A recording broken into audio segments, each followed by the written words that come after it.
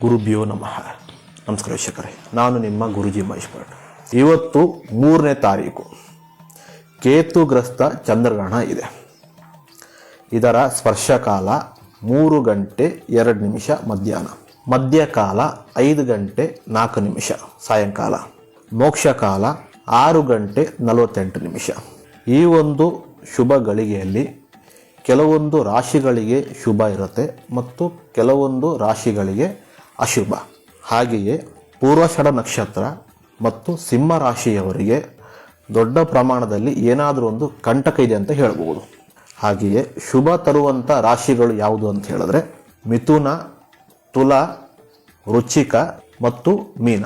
ಇದಕ್ಕೆ ಶುಭ ಕಾಲ ಅಂತ ಹೇಳ್ಬೋದು. ಹಾಗೆ ಮಿಶ್ರ ಫಲ ಕೊಡುವಂಥ ರಾಶಿಗಳು ಮೇಷ, ಕಟಕ, ಕುಂಭ ಮತ್ತು ಧನಸ್ಸು.